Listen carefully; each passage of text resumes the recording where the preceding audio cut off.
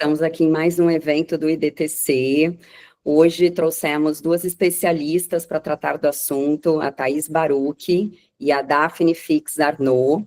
A Thaís vai falar sobre os aspectos fiscais e operacionais da reforma tributária, e a Daphne falará sobre os principais impactos na área jurídica. Então, a gente teve essa semana a aprovação do PLP 108 de 2024 na CCJ, e agora vai a plenário, que vai regulamentar a reforma tributária. Então, a reforma tributária está cada vez mais próxima de nós. Então, falaremos aqui sobre... A gente tem visto muito nos grupos, nos eventos, os aspectos teóricos, e a ideia aqui hoje é a gente passar o que o empresário executivo e os próprios colegas da área devem se atentar nos aspectos práticos. Teremos aí algumas questões relacionadas aos impactos das notas fiscais, por isso que agora as empresas estão no momento de regularizarem os seus ERPs, para que tudo esteja ajustado, que a gente viu que vai ter multa a partir de janeiro. Com o PLP veio uma novidade agora, que é um prazo de 60 dias para que as empresas possam regularizar essa situação.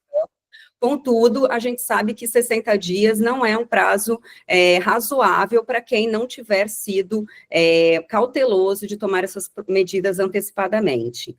Então, eu vou passar a palavra aqui para a Thaís, que é nossa fundadora e diretora aqui do IDTC também.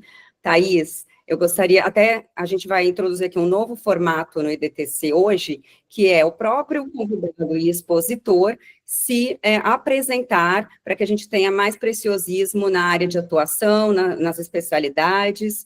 Thaís, a palavra é sua.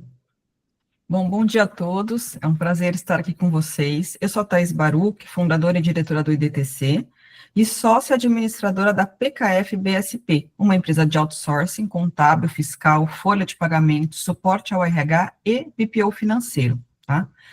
Na PKF-BSP, atuo diretamente com empresas nacionais e multinacionais em diversos setores. Trabalhamos hoje com mais de 15 ERPs, o que me permite ter uma visão bastante prática sobre os desafios da reforma tributária, que será implementado nas organizações, tá? Eu estou muito feliz de participar aqui com vocês hoje, compartilhar esse espaço com profissionais tão qualificados, e tenho certeza que o nosso debate trará reflexões e insights importantes para todos. Hoje iremos falar sobre os principais pontos de atenção da implementação da reforma tributária, explorando os impactos fiscais, jurídicos e operacionais, como a Lu já comentou, e quais transformações trará para as empresas e os profissionais do setor.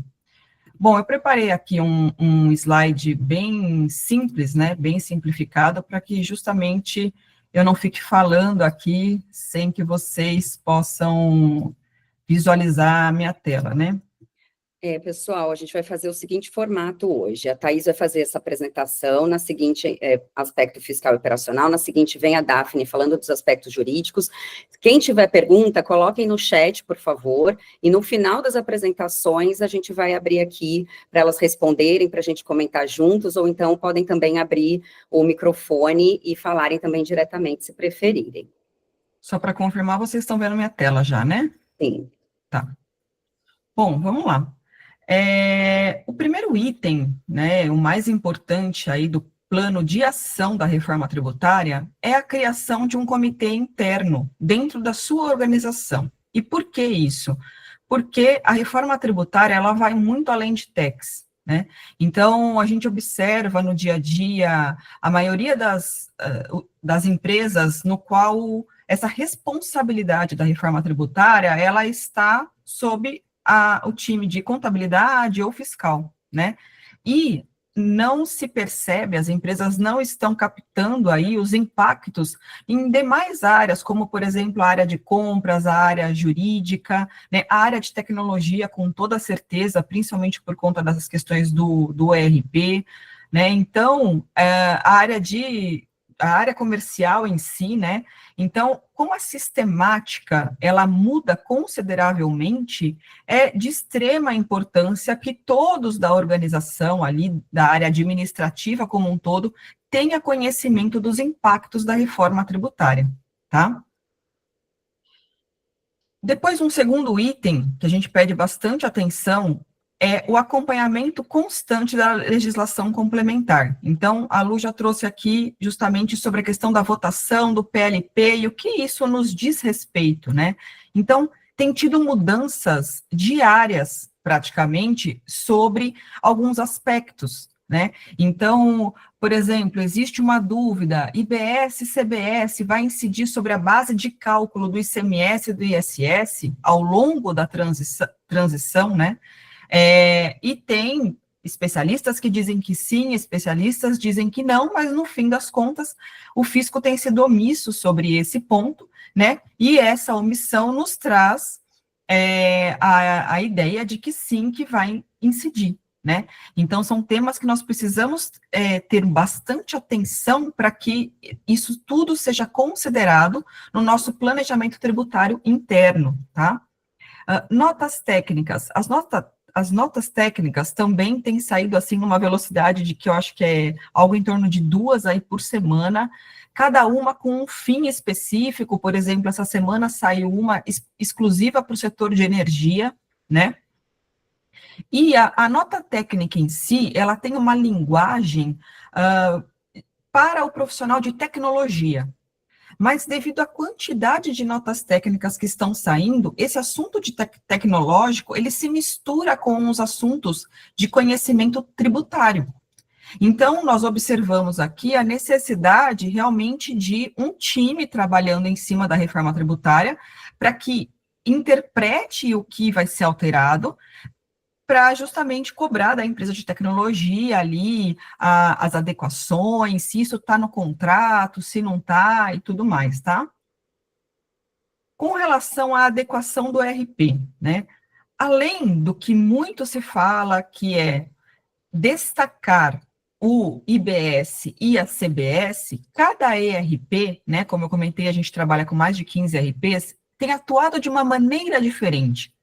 Então, é importante você saber como o seu ERP vai adequar. Tem ali patch de atualização, quando essa atualização vai sair, né?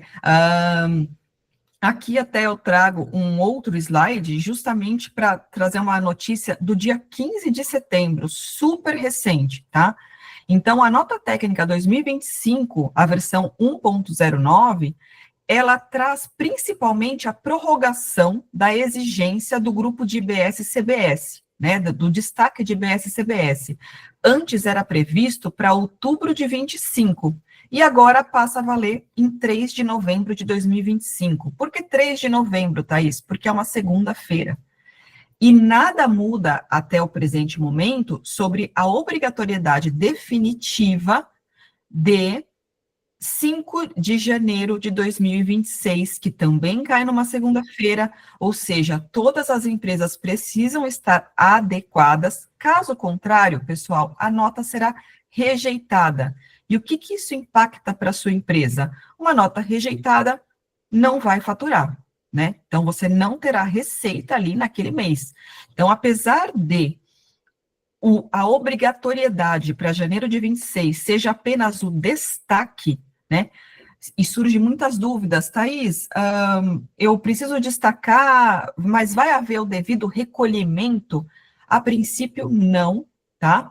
A não ser que você infrinja o artigo 348, que diz o seguinte: as empresas que cumprirem com todas as obrigações acessórias não precisarão recolher. E o que isso significa? Cumprir com a obrigação acessória, além do destaque, né, lá de 0,9% de CBS e 0,1% de IBS, essa informação, essa parametrização, ela precisa estar correta, porque senão o fisco pode entender que então você não cumpriu com a obrigação acessória. Thaís, e se eu recolher, e se eu for obrigado a recolher, o que acontece? Né? O que acontece é que depois você vai abater, você vai fazer o recolhimento ali, automático não, porque não tem o split payment ainda, mas vai fazer o recolhimento e depois você vai abater da apuração de PIS e COFINS, você pode ter aí uma defasagem aí no seu fluxo de caixa, tá? Então, voltando aqui, um quarto item, né, a revisão dos cadastros e parametrização tributária. como eu disse, cada ERP está tratando de uma maneira, né? E se o ERP, ele tem tratado de uma maneira mais complexa, mais ampla, como, por exemplo, nós temos conhecimento do Proteus, né, que lançou aí o configurador tributário, é um excelente momento para se fazer essa revisão geral, porque tem muitos cadastros ali que talvez sejam obsoletos, tá? E aí, tratando de revisão de cadastro, isso parece, às vezes, muito confuso para quem não é da área, né? Então, o que é exatamente essa revisão de cadastro? Então, com a reforma, surge a necessidade de informar o CST do IBS e da CBS, que basicamente é um código que mostra como a operação seria tributada, caso houvesse o recolhimento desse imposto. E aí, aqui vamos já para 2027, vamos considerar que 27, de fato, é obrigatório ali já o recolhimento do CBS. Então, vai haver o recolhimento de tributo, né? E, além disso, foi criado o Código de Classificação Tributária, que vocês já devem ter escutado por aí, que é o C-Clastrib, que passa a fazer parte da nossa rotina, ou seja, ele funciona como uma forma parecida com o CFOP. Thaís, o CFOP vai morrer? Não, ainda não, mas muito provavelmente ao longo dos anos da implementação, talvez lá em 2033, é possível que ele seja aí eliminado 100%, mas por enquanto ele continua, tá? Pois ele identifica qual é a operação que está acontecendo. A diferença é que é o C-Clastrib, tá? E aí eu trago para vocês aqui também o link do portal de classificação tributária, tá? Esse portal, ele trata no detalhe, inclusive, trazendo o embasamento legal. Então, eu sempre mostro aqui, por exemplo, na nossa área, que é contabilidade, né? Então, qual que é o código? É o código 200. O que ele representa? Uma alíquota reduzida. E qual será essa alíquota reduzida? Bom, aqui ele trata de várias questões que terão alíquota reduzida, e no nosso caso, em especial, no nosso caso, no caso de advogados também, né, é a prestação de serviços de profissão intelectual, tá? Com uma redução de 30%, aliás, essa redução, ela já deve ser aplicada no período de teste, tá? Em 2026. Então, para empresas que terão essa redução, em 2026, eu não vou considerar uma alíquota de 0,9 de CBS, 0,1 de IBS. Eu vou considerar já com a redução. E aqui, nesse olhinho aqui, ele nos traz o embasamento legal. Tá? Então, a alíquota reduzida, o Código de Classificação Tributária é o de prestação de serviço de profissões intelectuais, com base no artigo 127 da Lei Complementar 214 de 25, tá? Voltando aqui no slide.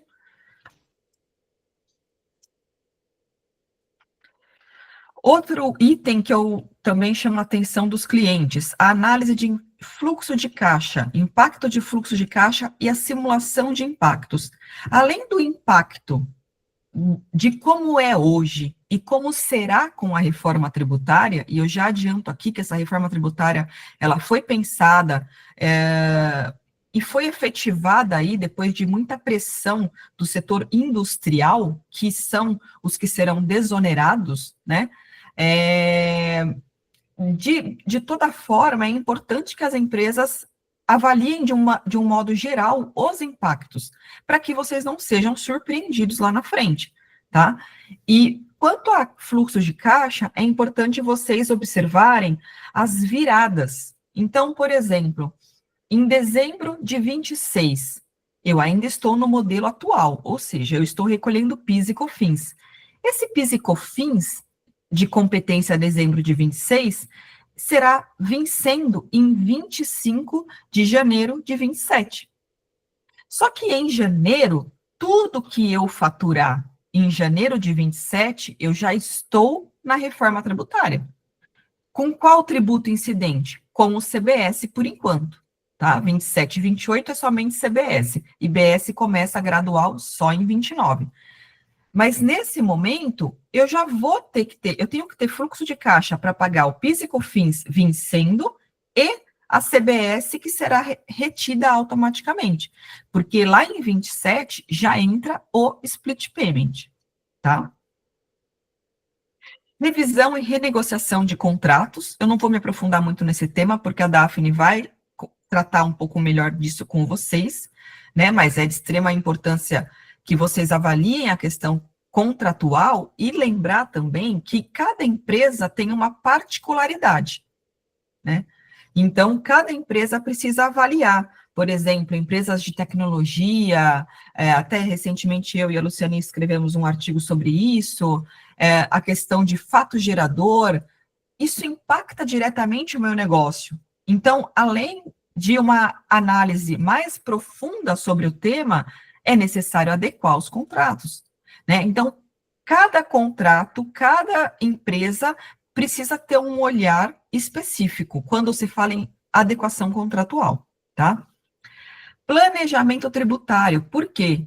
Porque o regime tributário que você tem hoje, lucro presumido, lucro real, a gente tem ciência aí que o governo está tentando aumentar ali o valor, o percentual, né, do lucro presumido, porque, de um modo geral, no mundo, se trabalha com lucro real, né? Então, me parece que além de uma questão de aumentar a arrecadação, aumentar ali a base de cálculo, né, a presunção do lucro presumido, me parece também um interesse em descontinuar o lucro presumido, mantendo apenas o lucro real como opção para as empresas, tá? Então, além dessas questões, que é o planejamento tributário ali, o normal de todas as empresas, muitas empresas têm também benefício fiscal, né, tratamento diferenciado. Então, se o benefício fiscal, ele é eliminado na medida que os tributos são extintos, quais serão os impactos, tá? O único tributo que terá um fundo específico para recompor essa perda de benefício fiscal será o ICMS, e não é qualquer ICMS. E já a partir de 27, 26 e 20, até 28, é necessário fazer a homologação, né? Então, olha, fisco, pelas minhas contas aqui, eu vou perder de 29 até 32, eu vou perder X de ICMS. Então, eu preciso pedir, né, para o fisco, e ele precisa homologar esse pedido, para que ele recomponha o seu caixa com base na sua justificativa, com base no total aí que você terá de perda por conta de benefício fiscal. 33, acabou benefício fiscal, acabou essa questão de fundo, e é integral, é cheio, IBS cheio, tá? É importante também, é um excelente momento para fazer o levantamento de créditos tributários, principalmente empresas que têm um acúmulo de crédito de ICMS. A partir de 2033, se você não fez ali um ECREDAC, né, não pediu um regime especial para compensar o ICMS, você terá 20 anos para receber esse tributo.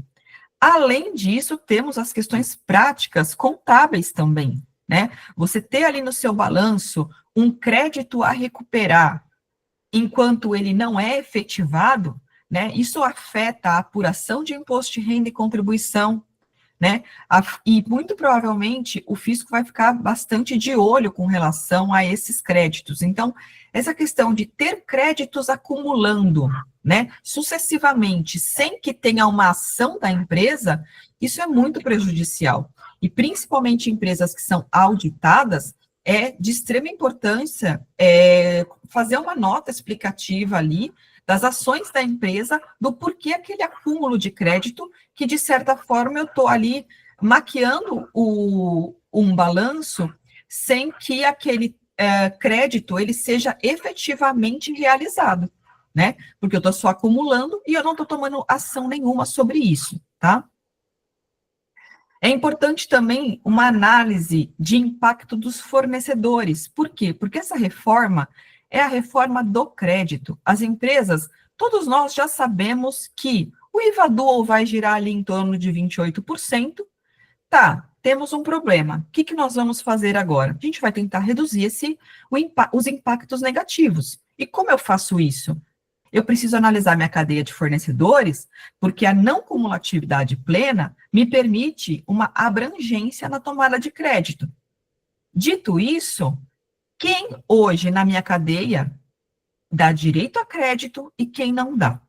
Então, empresas no Simples Nacional, por exemplo, e MEI, não dá direito a crédito, né? Eu tenho uma operação como, por exemplo, portaria, segurança, até mesmo os serviços advocatícios ou contabilidade, outsourcing.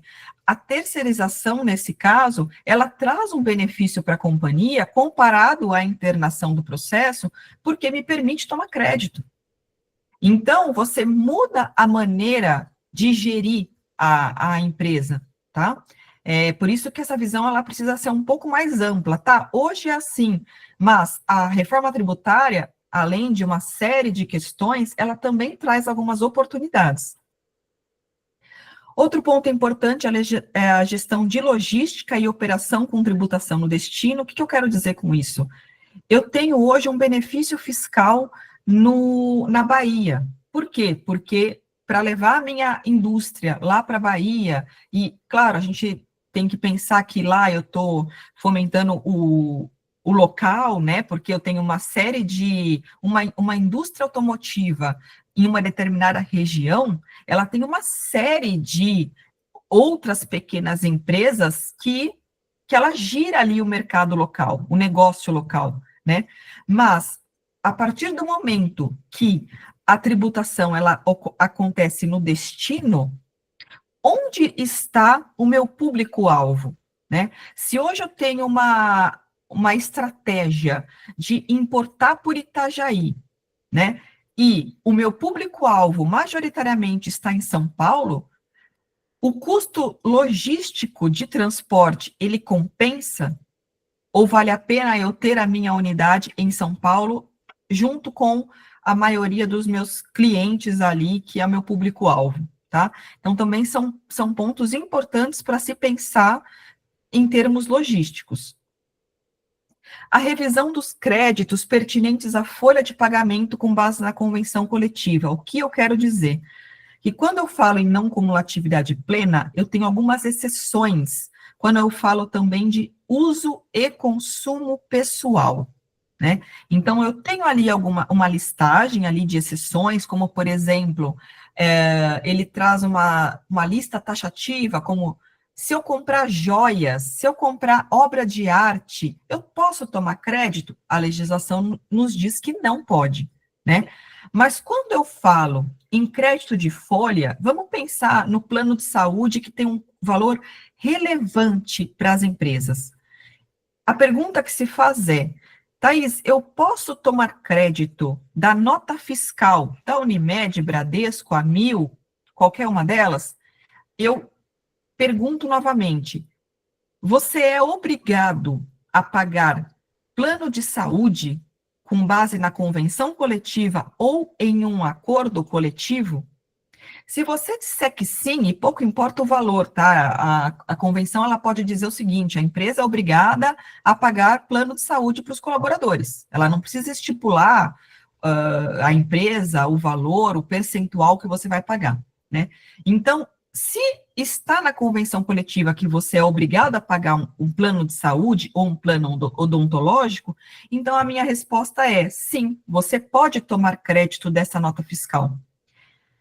Mas de qual valor? 100%? Não, do percentual que a empresa colabora, que a empresa paga. Então, se eu pago hoje 80% do plano de saúde dos meus colaboradores, significa que eu vou poder tomar crédito apenas de 80% daquele documento fiscal, tá?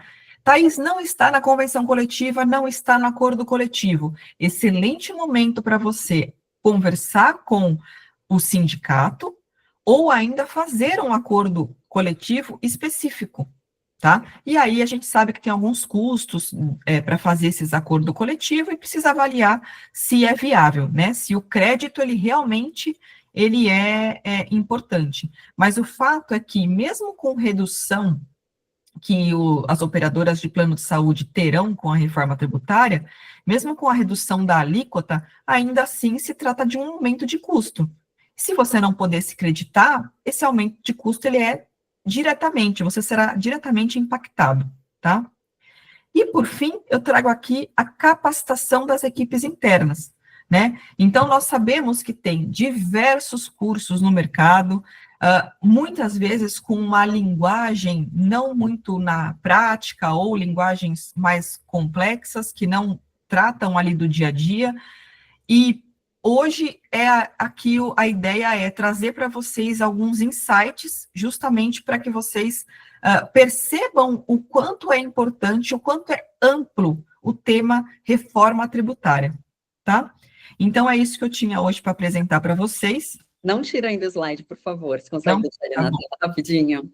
Tá. Só para a gente dar uma luz no fim do túnel, para os empresários, para os executivos, a gente sabe que tem muita empresa que ainda não começou os projetos, e não estou conseguindo ver aqui, deixa eu ver se eu consigo. Quer que eu aumente, Lu? Sim, por favor. Tá. Tá ótimo. Então, acho que para a gente mostrar para o empresário o que ele pode fazer para ele se organizar. Quem não fez ainda, quem não começou. A gente sabe que a primeira coisa é criar na empresa um comitê de reforma tributária para que os principais heads, ou pessoas de cada uma das áreas, possam se estruturar, saberem o que elas precisam mudar, porque a reforma tributária é a harmonização de cada uma das áreas, que hoje a gente vai ter financeiro, RH, jurídico, fiscal, logística, compras, todo mundo junto ali para que isso seja estruturado dentro da empresa. Então, a nossa recomendação aqui inicial seria uma criação interna desse comitê para os primeiros passos, com a governança de como que vai se dar isso.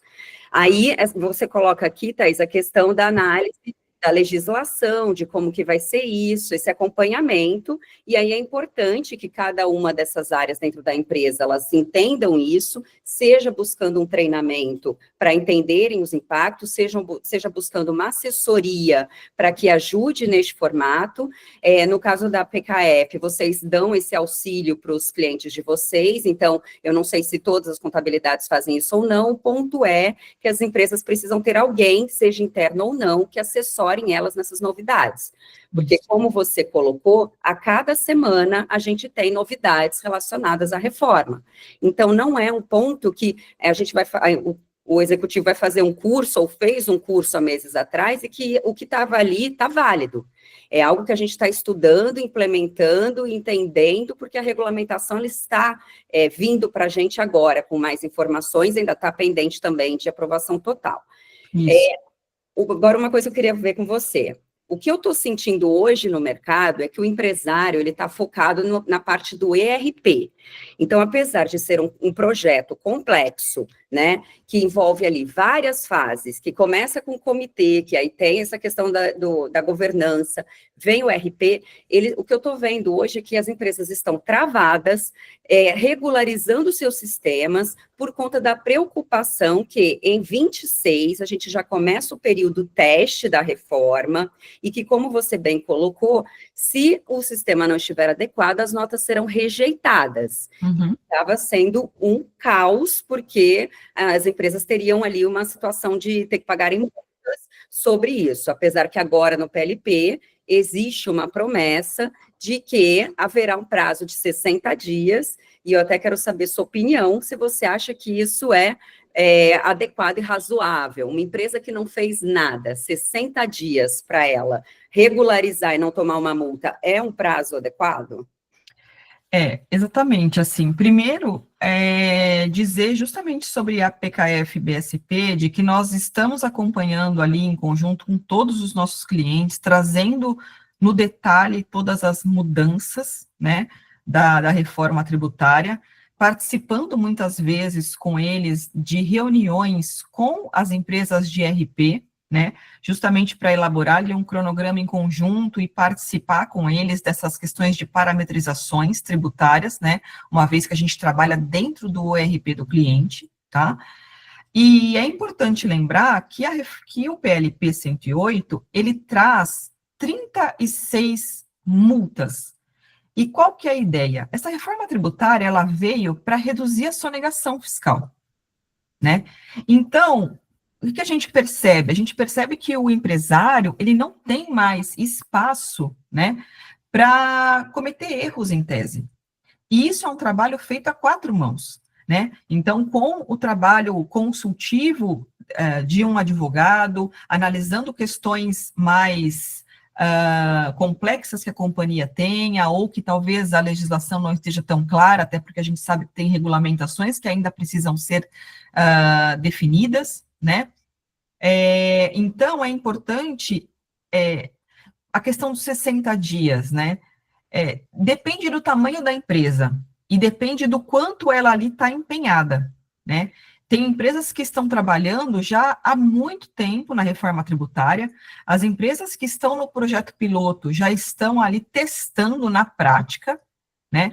Inclusive, quem ainda não assistiu nenhuma live da Receita Federal, dia 15/9 foi lançada uma live da Receita Federal, eles estão a cada dia melhorando ali a calculadora tributária, né, várias questões que ali dentro tem também possibilidade de vocês fazerem teste, subir o XML e fazer um teste ali se está adequado, né? Então, eles explicam na live do dia 15, eu não me lembro muito o nome da moça, acho que era a Fabiana, não lembro, mas ela fala muito sobre a questão da apuração assistida. Tem uma certa complexidade ali na questão da apuração assistida, e isso não vai ser possível ser feito de forma manual. Por isso que o ERP, ele é tão relevante nesse processo todo, por isso que o time de tecnologia é tão importante nesse processo todo, né? Então, a ideia do comitê é que várias pessoas estejam trabalhando ao mesmo tempo para que nesse finalzinho de ano, vocês consigam implementar sem correr risco, né? Então, esse é o ponto, assim, que eu queria trazer, complementando aí sobre o seu questionamento, Lu. Perfeito, muito bom. Então, assim, o que eu estou vendo na prática? Então, assim, as empresas grandes já estão no projeto já há algum tempo, estão no período teste já, mas tem muitas empresas que são grandes também, mas que ainda não começaram esse projeto, e aí elas precisam pelo menos criar um comitê interno, independente do tamanho da empresa, se tem 5, 10 ou 50 pessoas em cada área, ter uma pessoa ali responsável, entender esse contexto e iniciar começando o RP. Então, a gente sabe que, na prática, esses projetos de RP, eles são custosos, né? Então, muitas empresas eu tenho visto que não estão conseguindo avançar no projeto da reforma porque estão focadas com o seu budget no projeto do RP e que é imprescindível. Então, só para a gente tentar estruturar para o cliente, para os empresários. Então, ERP é fundamental, isso precisa ser feito de preferência até dezembro, independente de ter esse prazo agora, possível, se for aprovado mesmo, de 60 dias para regularizar. Ato seguinte, verificar aqui a questão dos cadastros e padronização tributária, porque a gente tem ali as questões dos cadastros de produtos e serviços que precisam ser revistos nesse momento para que não tenha risco maior. E muitas empresas a gente sabe que não tem esses cadastros regularizados há anos. Esse é o momento, então, para fazer isso e começar o período da reforma já com tudo certinho. Segundo, fazer toda a análise de fluxo de caixa, revisão e renegociação de contratos, que a Daphne vai falar já, um planejamento tributário, perda de benefício. Então, o que acontece? Tem empresas que não estão conseguindo entender, nessa complexidade toda, o que é importante ela fazer. Então, tem situações específicas que a gente, apesar de não termos números ainda, a gente já consegue começar um estudo e mostrar para a empresa, a sua assessoria, enfim, mostrar o que é mais arriscado, o que é importante começar, porque está indo muito rápido, o ano que vem é o ano para organizar tudo isso. Então, fazer esses estudos, se a empresa vai continuar em Santa Catarina, se tiver um regime especial lá, se vai fazer sentido, porque agora a tributação é no destino e não vai ter mais os benefícios fiscais. Então, ela avaliar se vai fazer sentido ou se ela vai voltar para São Paulo, por exemplo. A questão dos créditos acumulados, como você colocou. Então, esse é o momento. Mas por que fazer agora? Porque você levantando seus créditos e fazendo um planejamento, um plano de ação para a utilização dele, você consegue otimizar o seu fluxo de caixa lá para janeiro de 2027, quando a empresa vai ter o PIS e COFINS de dezembro vencendo em janeiro e já o split payment na porta, certo, Thaís? É isso aí. E aí, voltando aqui, então tem que pensar no contexto da empresa, o que é mais importante, as empresas conseguem entender essa sensibilidade, para daí começarem os estudos e ir fazendo, talvez, por partes, porque o que eu estou sentindo é que os empresários não conseguem nem entender por onde eles começam, né? Então você concorda com isso, Thaís? Você acha que é o RP mesmo esse ano, que a bola da vez é o RP, e que aí os estudos vêm o ano que vem? O que você pensa sobre essa questão de urgência e prioridade? É que o RP realmente vai impactar em nota, e é inadmissível, né, nenhum empresário vai simplesmente sobreviver ali em janeiro não podendo faturar. Então, ele é imprescindível, só que emitir uma nota, tem que se lembrar que ele tem que emitir uma nota corretamente para não enquadrar lá no artigo 348. Então, nesse caso, já entra a parte de classificação tributária, né? E nós sabemos que tem muitas empresas que têm uma estrutura, muitas vezes com uma certa burocracia interna, e que a mudança ela não é tão rápida. Então, precisa de aprovações, precisa de headcount, precisa, né, de investimento, né, certamente precisará de API, né, com os sistemas do governo para que você consiga fazer uma conciliação. A gente diz que com a reforma tributária, a contabilidade, o fiscal, ele vai se tornar um braço do financeiro, ele vai se tornar diário, né? Então, todas essas mudanças, todas essas adequações, elas demandam tempo e dinheiro. Por isso que o quanto antes começar, vai ter momentos que você vai chegar no meio ali da cadeia e você vai pensar, olha, eu não tinha pensado sobre isso, eu não tinha entendido dessa maneira, né? Então, você tem tempo para revisitar e fazer um plano de ação. Por isso que é fundamental o quanto antes começar. Porque quem ainda acha que a reforma tributária não vai começar, ou então, janeiro vai ser prorrogado, assim, de forma unânime, todos os envolvidos diretamente com a reforma tributária são taxativos em dizer que não existe essa possibilidade. Perfeito. E assim, acho que é muito importante a sua visão, porque a gente vê muitos advogados, eu sou advogada, você é contadora, então assim, é muito importante a gente entender a visão do contador das prioridades. Então, o RP é algo imprescindível por conta das notas. Mas e num segundo momento, você acha que a empresa já tem que ver alguma coisa agora? Ela espera, ela faz algum estudo específico? Qual que é a sua opinião sobre isso? Em termos de prioridade para uma empresa que investiu 500 mil no projeto de RP, né, e aí não sabe o que fazer e está desesperada, o que você recomenda como contadora? Qual seria a urgência?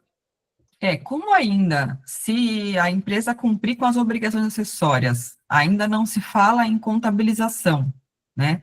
Porque vai ser um mero destaque ali do IBS e do CBS. Então, a princípio, é seguir à risca as notas técnicas, né? Cada uma delas, e se adequar, né? Analisar se você está ali num regime diferenciado, num regime especial. A gente sabe que, por exemplo, importação incide IBS, CBS, e importação de serviços, a gente sabe que Microsoft, softwares de inteligência artificial, hoje nós trabalhamos muito com essas questões de nota pro forma, e a reforma tributária, ela introduz ali, em tese, a nova obrigação acessória, ela vai ser o documento fiscal, né? E tem algumas questões que nós não temos ainda a resposta de forma tão clara. Então, por exemplo, aluguel, né? Quem tem receita de aluguel vai precisar emitir um documento fiscal. Ou apenas o DERE, que é uma declaração de regimes específicos, vai ser o suficiente para o fisco, né? E pensando aqui no lado social, eu tenho trazido muito isso para as minhas reuniões com os nossos clientes, Tem muitas pessoas físicas que não fazem a menor ideia de que elas são contribuintes de BS e CBS. Tá?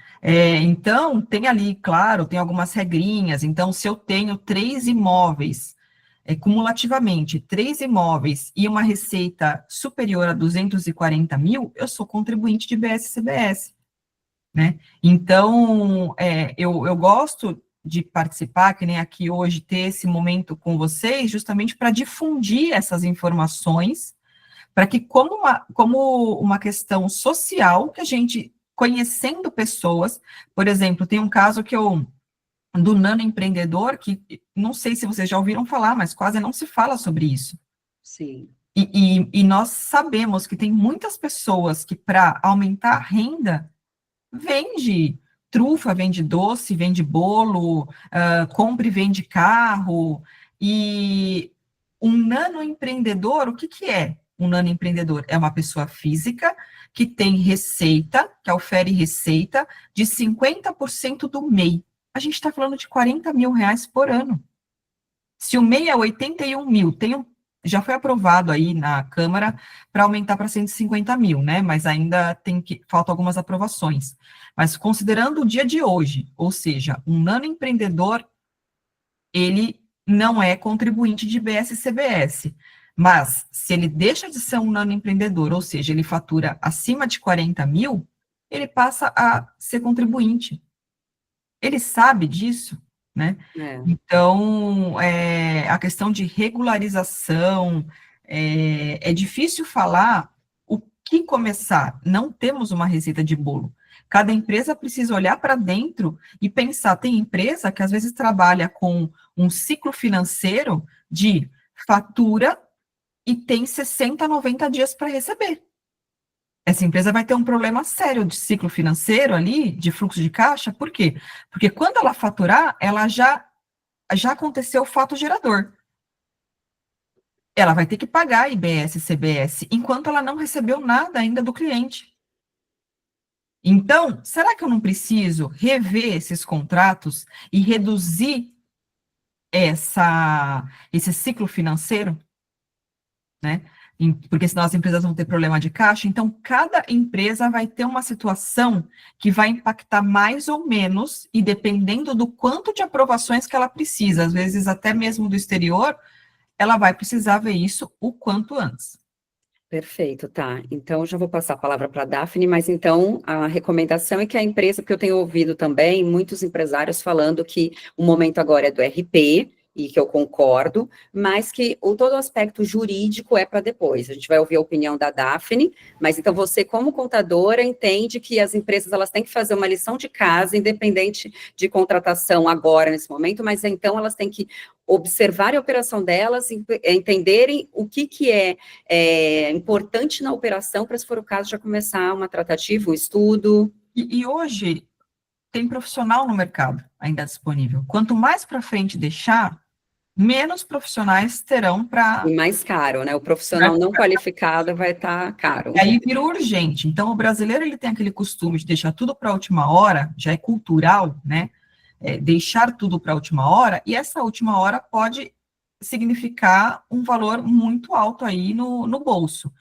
E é o que eu digo, ninguém precisa fechar um projeto, né, enorme. Olha, eu quero contratar tudo, eu quero que você olhe contrato, isso, contrata por partes. Você tem tempo ainda para fazer isso, né? Pegar, priorizar, e aí eu acho que essa priorização vai da visão do gestor da empresa, né? O que é prioridade ali dentro, e fechar o contrato pontualmente. Então, eu tenho com o RP, eu tenho que fechar? Tem, porque isso é fato, né, fundamental.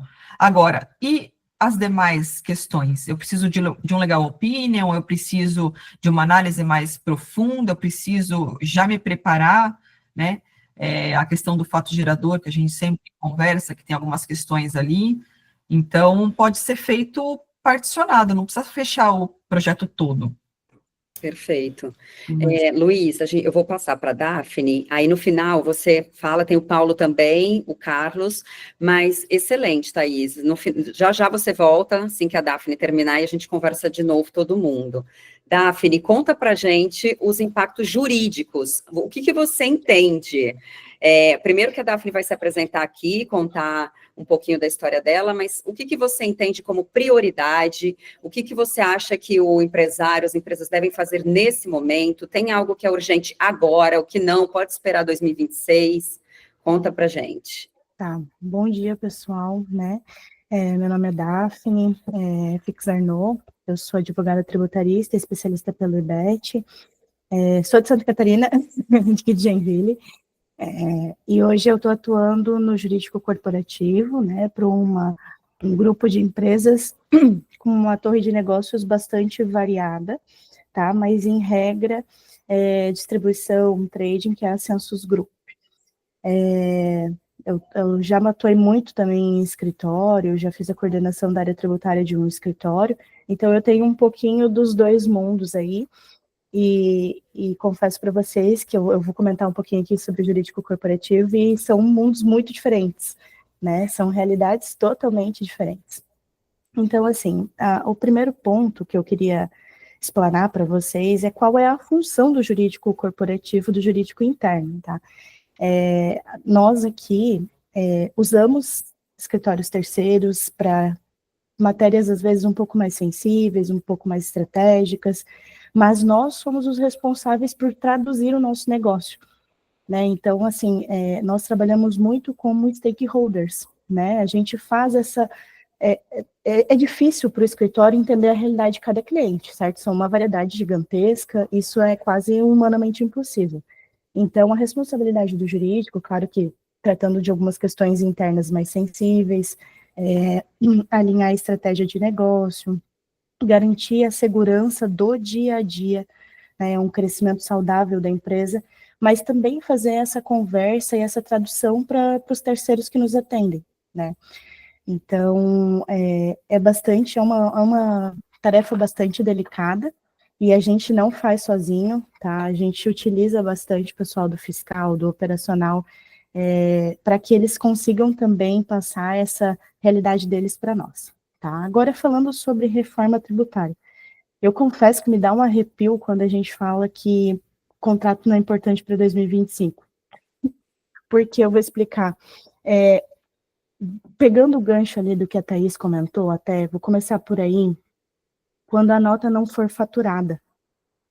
Como que vai acontecer se eu sou cliente de uma empresa que não conseguiu faturar a nota, né? Eu não vou receber o produto, ou eu vou travar minha operação em razão dessa falta de emissão de nota. Eu preciso ter uma previsão contratual hoje, já, prevendo essa realidade, né? Então, assim, eu preciso preparar pelo menos o mínimo. Claro que a gente vê, quando a gente fala de contrato na reforma, a gente vê que está mudando toda hora, né? Uns indicam umas cláusulas X, outros indicam as cláusulas A gente vai juntando esse material e vai tentando fazer o melhor dos mundos, né?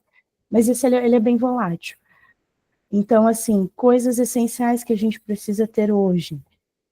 Análise desses contratos, principalmente contratos de serviços essenciais, que nós somos os tomadores e que nós somos os prestadores também, né? Para quem não sabe, a Trade em si, ela é uma empresa de serviços, né? Então, somos bastante impactados.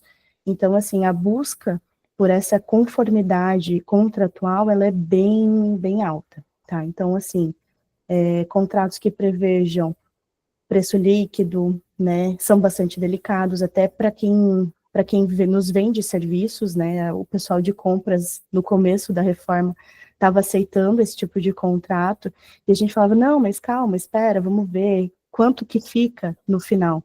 Então, até a gente hoje criou uma política, por exemplo, de ter os dois preços, né, tanto o líquido quanto o bruto, quando faz uma negociação, para visar a transparência mesmo. Então, assim, responsabilidade tributária, quem que vai ficar responsável pelo aquele tributo? Se não der certo, se houver solidariedade, vai ter que ter um ressarcimento. Então, assim, essas questões, claro que não precisam ser fechadas até 2026, mas alguns contratos que a empresa entende como delicados precisam ser tratadas, sim, agora, tá? Principalmente aqueles contratos que não tinham tributação ou que ela não era tão alta, como locação. A gente tem uma torre de negócios, por exemplo, cujas locações são anos, né, muito tempo.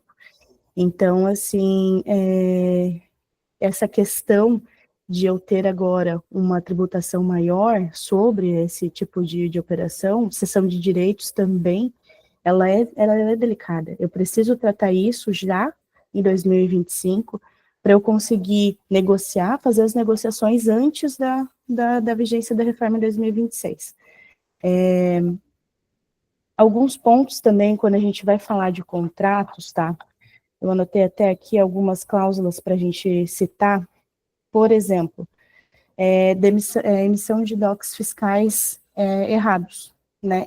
Precisa prever essa previsão, né? A gente precisa ter ali, eu emiti um documento errado para o meu cliente, como é que eu vou lidar? Essa previsão precisa estar no contrato, eu preciso ter as responsabilidades disso, se houver uma fiscalização, quem vai responder agora, né? Eu não consigo esperar, pelo menos um básico. A gente brinca aqui que é o glossário de cláusulas, né? A gente tem um glossário e vai adequando os contratos conforme eles estão vindo, e com certeza ainda vão ter outros aditivos até o final da vigência da reforma tributária, a gente vai cada vez aumentando e incluindo mais. Sobre a estrutura contratual, então é só para vocês, para que todos entendam, né, a sociedade no geral, da delicadeza que é um contrato. A gente precisa disso agora, né? A questão da estrutura societária, ela é bastante preocupante também, tá? Até a Thaís comentou da logística, né? De fato, tá? Com o advento da reforma, a gente não negocia mais planejamento tributário como diferencial de mercado de custo. A gente vai procurar outros tipos de redução de custo. Por exemplo, frete. Frete é uma redução de custo. Então, quando eu foco nesse aspecto de redução prática mesmo, operacional de custo, eu tenho que mudar, às vezes, a estrutura que eu tenho dentro da empresa. Então, até foi comentado, será que vale a pena manter em Santa Catarina? Será que vale a pena ir para São Paulo?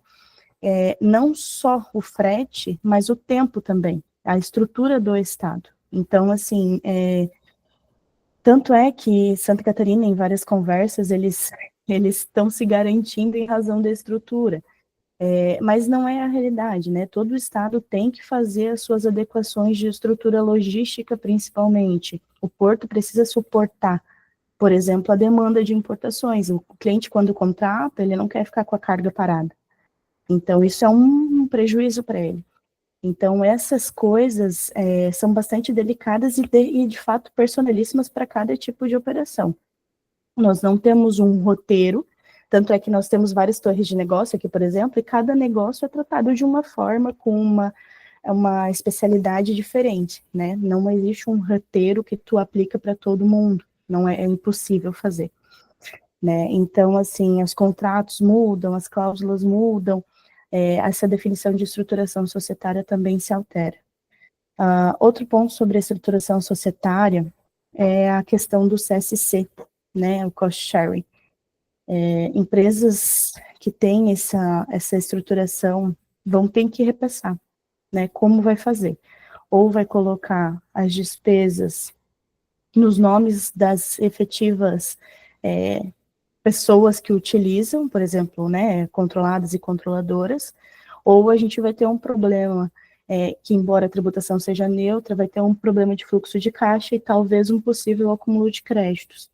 Então, essa questão societária, ela precisa ser repensada também. E, idealmente, né, a gente sabe que para 2026 não vai influenciar na questão de tributação ali, mas fazer alterações societárias, elas demandam tempo e um esforço, né? Então, é ideal que já vá sendo, pelo menos pensando estrategicamente, mapeando essas situações, para que isso possa ser feito ao longo de 2026 e ao longo de 2025. Até já me antecipando, a questão dos 60 dias é bastante delicada, né, do prazo. Porque, por exemplo, a gente tem um grupo aqui de alguns advogados que a gente acaba conversando, e eles comentaram que haviam vários conceitos a serem definidos antes de emitir a nota. conceitos que foram mudados pela reforma tributária. Então, esses conceitos precisam ser definidos antes da emissão e de uma emissão correta, né? Quem que é o contribuinte, quem que é o responsável, algumas operações foram modificadas nesse sentido. Inclusive, por exemplo, a importação por conta e ordem. Então, assim, a gente tem essa realidade e essa sensibilidade de que as coisas precisam acontecer, não abrindo uma caixa de Pandora, né? A gente sempre comenta e brinca, né? A gente não vai nem abrir nenhuma caixa de Pandora, mas já pensando estrategicamente como fazer, né? Eu tenho mais um ponto aqui, eu estou tentando correr, gente, em razão do adiantado da hora. Mas eu queria falar um pouquinho também do assunto de cooperativismo dentro da empresa, né? A gente comentou ali sobre a importância da atuação conjunta com o fiscal. De fato, tá? A gente percebe uma demanda muito grande do mercado de jogar tudo nas costas do fiscal ou do jurídico e abrir, mas não, é conjunto, tá? É uma mudança cultural gigantesca e não só as áreas que botam a mão na massa, elas também precisam estar inteiradas, porque são elas que no fim da cadeia são afetadas, que vão precisar fazer as adequações, que vão precisar trabalhar no novo modelo, mas precisa ter uma convergência de entendimento. Então, precisa ter o comitê, de fato, ele é importante, imprescindível, tá? E nesse comitê precisam ter heads de todas as áreas. Compras, RH, logística, todas as áreas. Porque todas, eu não encontrei uma área hoje ainda que não é afetada, tá? Então, assim, eu não sei se alguém encontrou, até se quiser compartilhar, fiquem à vontade. Porque, sinceramente, a mudança é gigantesca, e as coisas precisam acontecer, a gente tem um prazo curto para acontecer, que embora no final seja 2033, muita coisa precisa acontecer antes disso.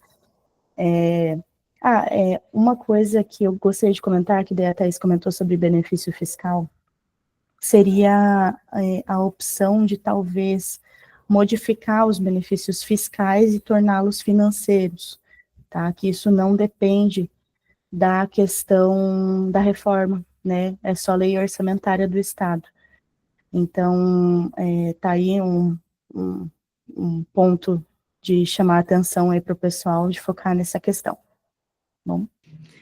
Daphne, até gostaria de aproveitar o gancho, que você é de Santa Catarina, e assim, me diz uma coisa, tem clientes que estão indo para Santa Catarina agora, em outubro de 2025, em razão dos benefícios. E aí já fizeram um estudo de análise de viabilidade, eu vi e falou, pelo amor de Deus, volta nessa consultoria, pede um complemento agora, focado na reforma, porque está todo mundo talvez voltando, e você está indo para Santa Catarina.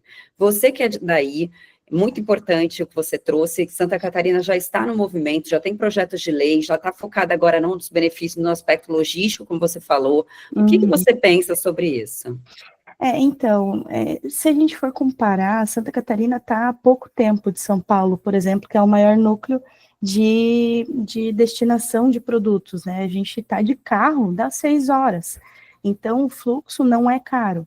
Se eu for comparar o valor logístico de um frete para São Paulo, de Santa Catarina para São Paulo, é muito menor do que do Espírito Santo, do Nordeste, do Norte para São Paulo.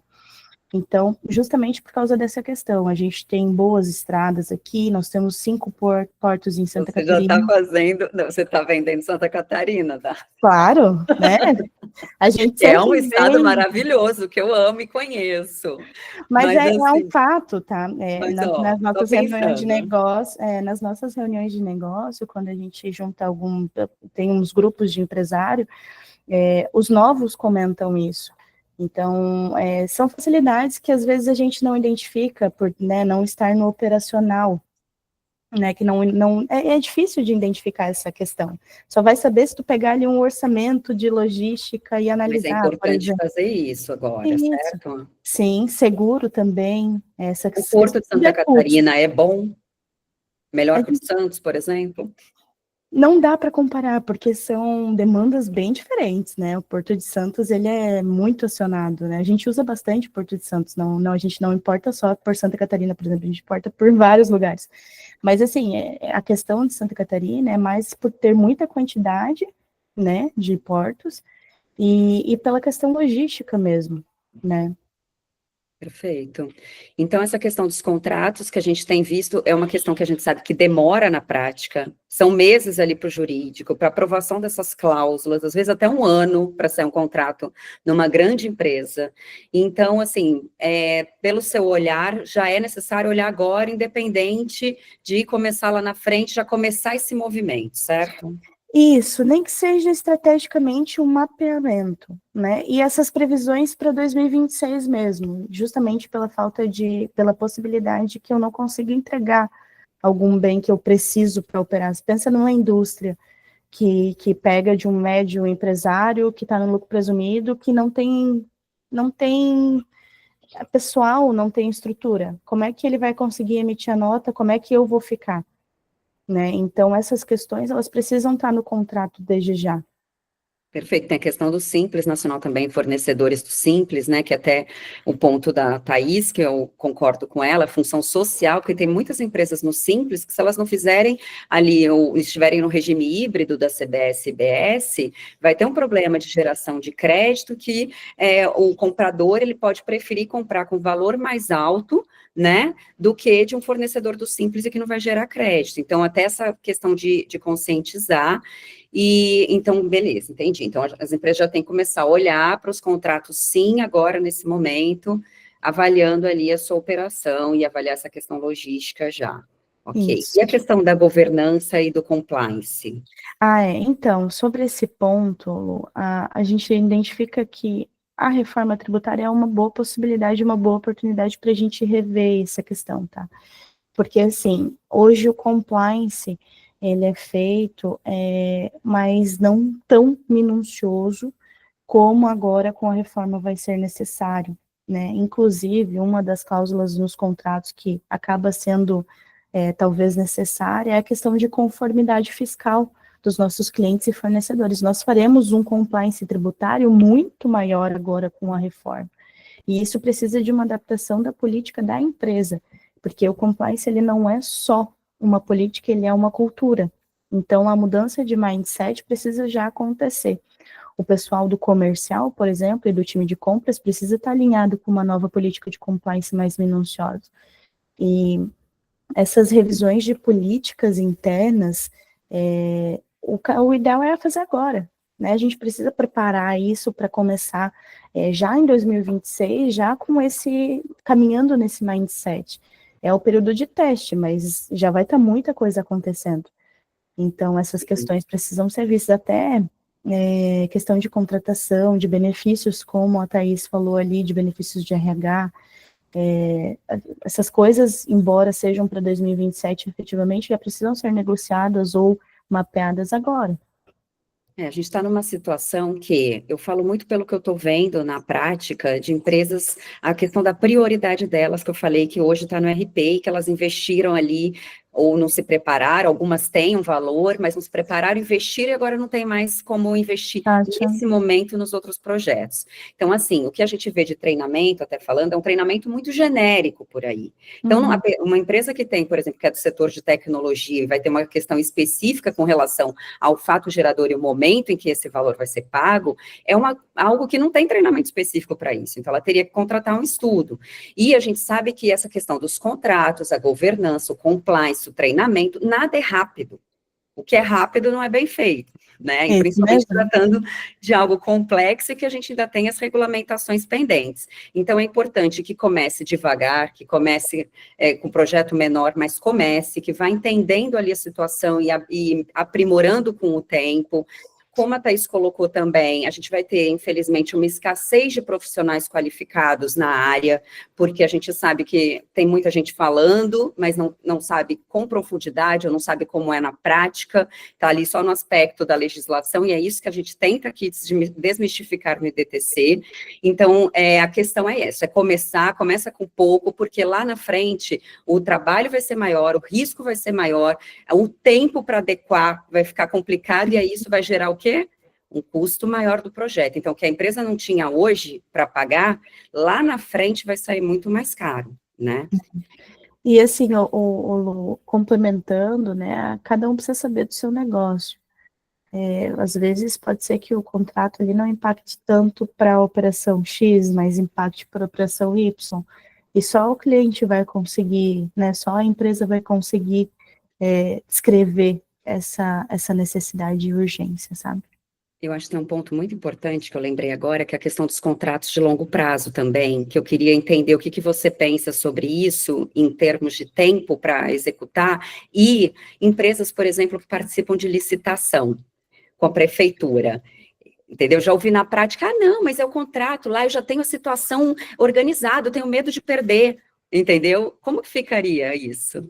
Então, quanto à questão de contratos de longo prazo, tá? É necessário, na verdade em todos, mas principalmente nos contratos de longo prazo, que haja previsão de qualquer alteração legislativa, vai haver uma negociação, e que essa negociação só vai acontecer via aditivo.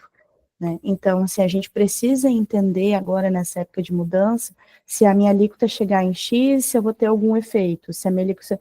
E não só a alíquota, mas tudo, é fato gerador, é momento do fato gerador, discussão sobre recebimento que as empresas de licitação vão sofrer, né? Porque a gente negocia com o Estado, por exemplo, para receber daqui a 2 anos, muitas vezes, não é 30, 60, 90 dias, é 2 anos, 3 anos. Então, essa questão, ela é bastante particular e bem delicada. A recomendação, em geral, é constar as cláusulas de reequilíbrio econômico, que tem muito mais previsão legal para contratos públicos, mas também agora, com a reforma tributária, ela está sendo visualizada para contratos particulares também, e também fazer essa cláusula de cada nova alteração legislativa que impacte no preço, como é a questão de consumo, tenha uma revisão, nem que seja num aditivo contratual de uma folha, falando, olha, revisão mensal, revisão semanal, revisão, né, depende do tipo de atividade, mas é importante que tenha, né, para que ninguém no final pague a conta sozinho. Excelente. Eu acho que a gente vai precisar marcar aqui, como o Luiz sempre coloca, mais um encontro, mais ou menos em novembro, um só com você e um só com a Thaís, para vocês trazerem ali agora o que vai ficar ainda mais urgente. São pontos realmente muito importantes, então, assim, é importante começar agora, é importante olhar agora, tem prazos aí, né, tem muita questão envolvida. Thaís, eu queria que você, por gentileza, tem uma pergunta aqui do Paulo, se você puder responder, ele pergunta se você acredita que pequenas e médias empresas vão ter condições financeiras e estruturais para se organizarem assim, o que você tem sentido do mercado, agora eu diria na sua visão como contador e CEO de uma empresa de contabilidade, e na sequência, se a Daphne também puder comentar, e na sequência eu gostaria que o Luiz Carlos Junqueira Franco viesse aqui, nosso diretor também, para trazer todos o ponto de vista dele sobre tudo isso.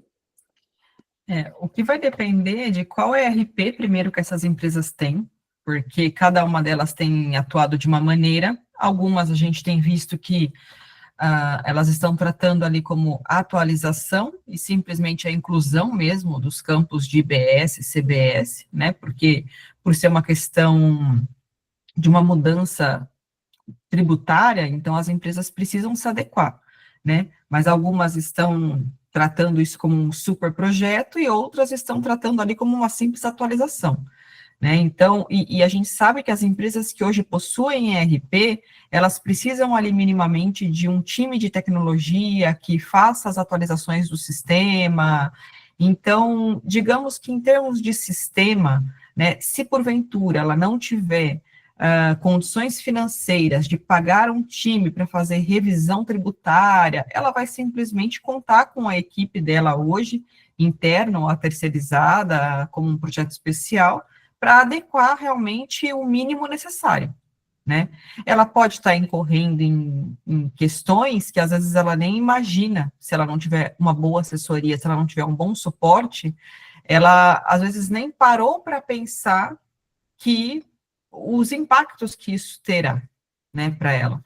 Então, assim como foi lá no passado com o advindo de ECD e ECF, tudo aquilo que é novo, né, gera uma certa ali insegurança, esse pleito para prorrogação, mas o fato é que em nenhum momento as empresas estarão preparadas, né? Então, assim, no sentido de sentir, estou 100% preparada, né? Ainda mesmo aquelas empresas cautelosas, pode ser que se deparem com situações que ou não vislumbrou, ou então receber ali, às vezes, uma intimação, porque o entendimento do fato gerador do comitê gestor foi um e da Receita Federal foi outra, né? A gente viu que tem essa possibilidade de você receber duas intimações iguais, uma você ter êxito e a outra não, porque tudo vai de entendimento. E aí a gente vai ver esse imbróglio, como que ele vai caminhar, tá? Então, de primeiro momento, por exemplo, empresas de serviço, a maioria das prefeituras estão se adequando ao padrão nacional. O que isso significa? Significa que vai continuar o mesmo site, o mesmo acesso, mas terá lá as linhas IBS e CBS. O que essas empresas precisam fazer? Avaliar se o sistema está adequado ou não, e a gente sabe que tem empresas que não têm condição de fazer ali uma API, de fazer uma customização, vai no site da prefeitura, lança uma por uma. Aí tem que olhar, ora homem, ora customização, o que vale a pena. Eu ter alguém digitando nota a nota, 200 notas por mês, ou eu prefiro contratar a customização do ERP para que esse faturamento ele aconteça de forma mais automatizada. E aí, lembrando que lá na frente, os faturamentos vai levar em consideração o destino. E quando a gente fala em destino, nós temos uma alíquota, a soma da alíquota do IBS corresponde à alíquota do município mais a alíquota do estado. Então, nós temos mais de 140 mil variações de alíquotas em termos de IBS. Então, se as empresas não tiverem isso, uma API ali com o sistema do governo, que a gente não sabe qual que vai ser ainda, a Receita é SERPRO, né, mas IBS ainda está escolhendo quem vai ser, é impossível alguém do financeiro checar se, na hora do faturamento, qual é a alíquota Araraquara, São Paulo, qual é a alíquota Valinhos, São Paulo, qual a alíquota Extrema Minas Gerais, porque tem empresas que têm um volume monstruoso de emissão de nota fiscal, né? Então, é aquela coisa, algum jeito as pessoas vão ter que dar, se vai ser com o time fazendo ali hora extra e se virando, se vai ser com customização, se vai ser contratando alguém, contratando parte de um trabalho de uma consultoria, a gente não sabe. Mas aí quem tem a receita ali, o budget mais curto, é pensar muito bem onde você vai demandar, aonde você vai investir esse valor.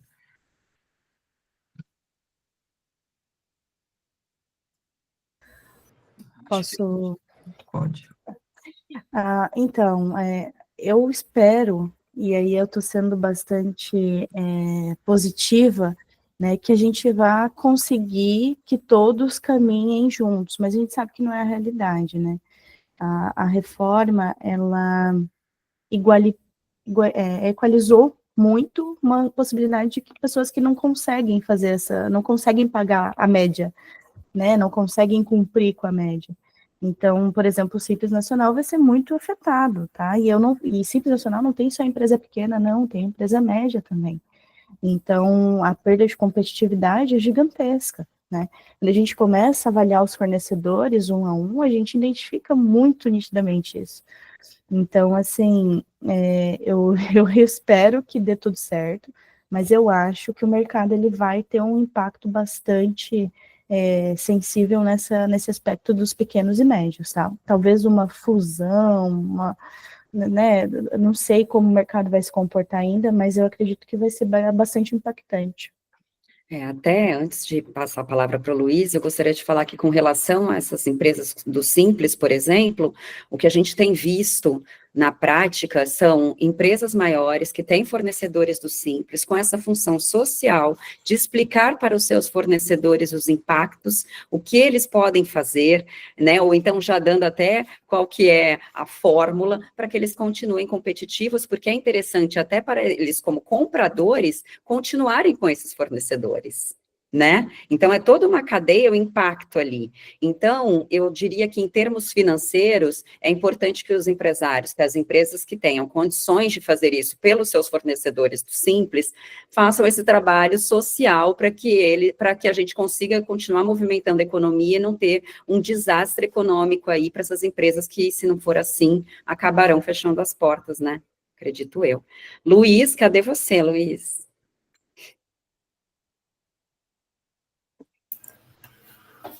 Bom dia, gente, tudo bom? Parabéns pelas explicações. Estão me ouvindo bem? Tá ótimo. Eu estou bastante preocupado, principalmente com empresas médio e até algumas de médio grande porte. O que a gente vê administrativamente é que as empresas acabam mantendo equipes mais enxutas e acabam focando muito no dia a dia e apagar os incêndios, mas hoje, mais do que nunca, elas precisam de planejamento para essa reforma. Um ponto importante é que, assim, a gente discute toda a parte jurídica e toda a questão de, principalmente ICMS, né? Ela está voltada num procedimento que vem desde 1970, no tal do ajuste CINEF sem número, que definiu livro registro de entrada, notas fiscais, e a partir daí, tudo que veio de lá para cá foi feito com essa base, né?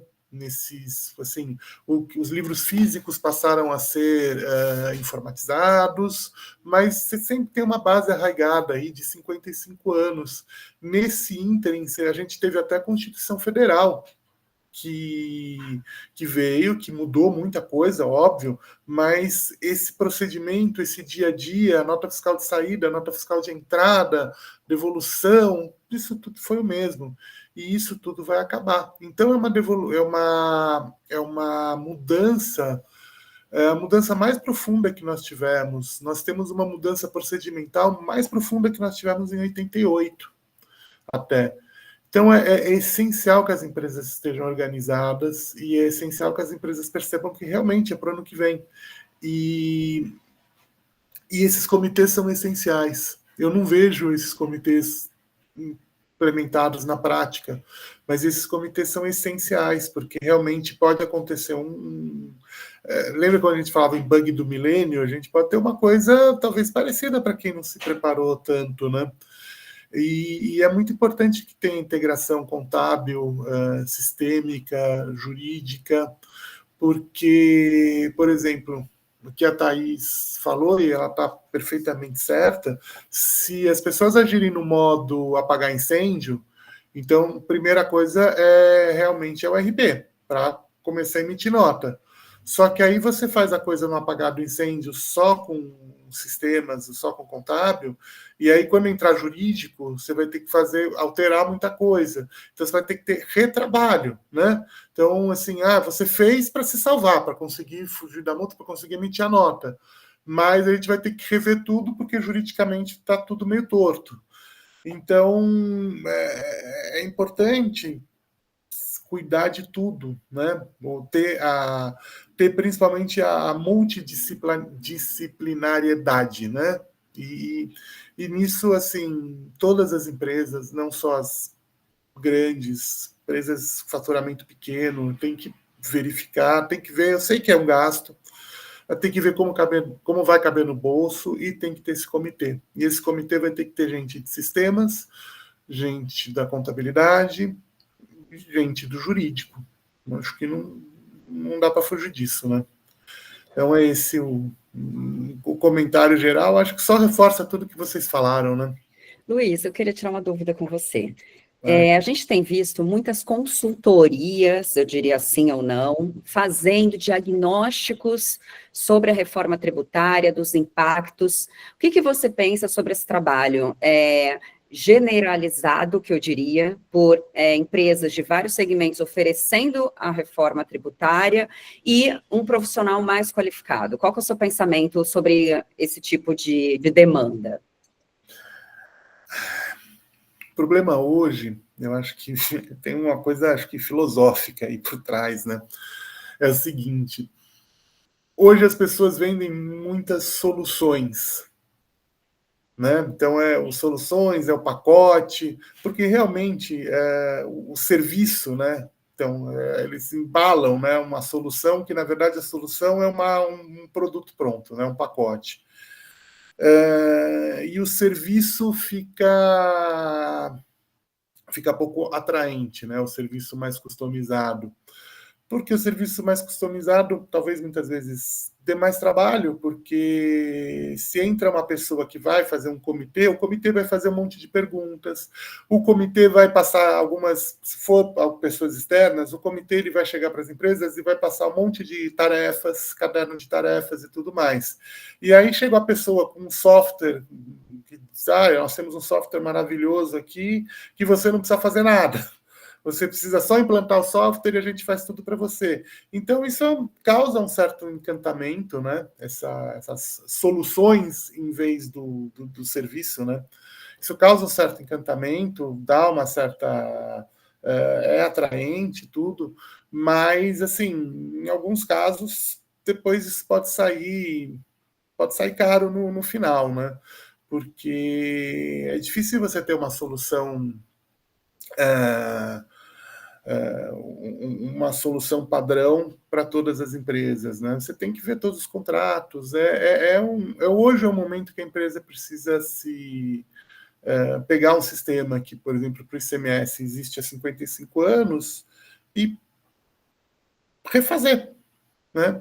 E isso muitas vezes envolve tempo, envolve trabalho mesmo, né? Então não eu acho difícil um software maravilhoso, uma integração com o IA. É claro que a gente precisa de tecnologia e tudo mais, mas isso, pacote pronto, eu acho que tem que ser, a gente tem que desconfiar. Perfeito. Daphne, eu ia te chamar agora. Aproveitando o gancho do que você vai falar, eu queria entender a sua opinião, já que você é do jurídico da empresa, essa questão que o Luiz colocou, que muitas vezes a dificuldade para o gestor ali é que ele não tem time interno para ajudar a consultoria contratada para executar esse trabalho. Então, precisa-se de levantar documento, informações, e a gente sabe que já é complicado hoje em um sistema, com 2 vai ficar ainda mais, a Thay já está vivendo isso na prática, mas como que é, do seu ponto de vista, o que fazer nesse caso que não há time interno para ajudar com essas informações que são imprescindíveis para o projeto? Tá, então, antes de eu falar sobre isso, eu vou fazer um apontamento só do que o Luiz falou e do que tu comentou com ele, Lu, é que a gente aqui é acionado diariamente via LinkedIn, via qualquer outras coisas nesse sentido, com propostas e aí consultorias e tal. E é incrível, a gente tem umas consultorias sensacionais, né? Então, nem é por ser grande, uma banca grande, nem nada nesse sentido, mas é por capacidade e competência mesmo. E aí tem outras que falam assim, não, é só emitir a nota. Então, não é só emitir a nota, né? E não é só, nunca foi fácil, agora não é 2026, mesmo que não vai ser. Então, essa situação é bem nítida, assim, conforme tu vai atuando. Sobre a questão da equipe, é sobrecarregado, tá? Extremamente sobrecarregado. Tanto o pessoal do jurídico, quanto o pessoal do contábil, do financeiro, do fiscal. A gente já tem muita demanda diariamente. E a gente está com dificuldade de contratar também. Está difícil de encontrar profissional no mercado. Profissional de contábil, de fiscal, tá difícil.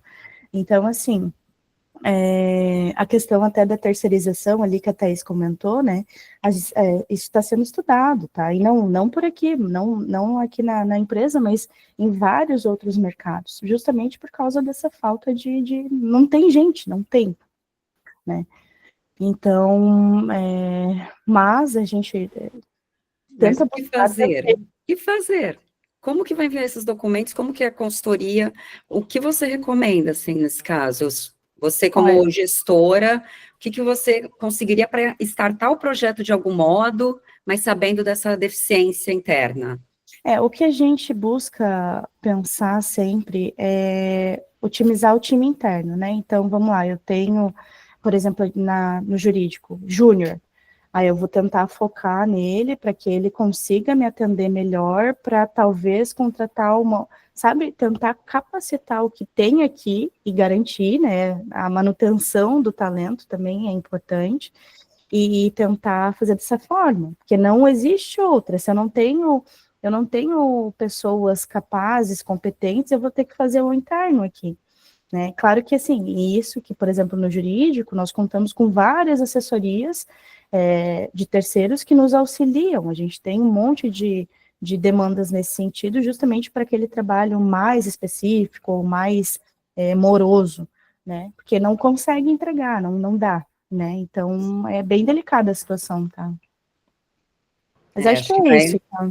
Acho que uma governança, uma mudança total ali, que a empresa vai ter que sentar e praticamente se reestruturar novamente, agora com todo esse ponto de vista de todas as áreas e como que vai fazer para evoluir, porque a reforma está aí, tem muito empresário que ainda acha que pode ser que não aconteça, ela existe sim, e tomar as providências para que o custo seja menor. Vai ser alto, vai, de qualquer jeito, mas é tentar minimizar isso.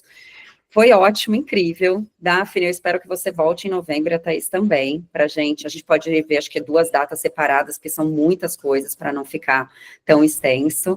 Foi incrível, obrigada, Thaís, Baruch, Daphne, Arnaud, Luiz, todo o time DTC, Paulo que está aqui, Júlio Baruch, Karina Lanfred, muito obrigada. Então, essa gravação de hoje vai subir para o nosso canal do YouTube, a Karina levantou a mão.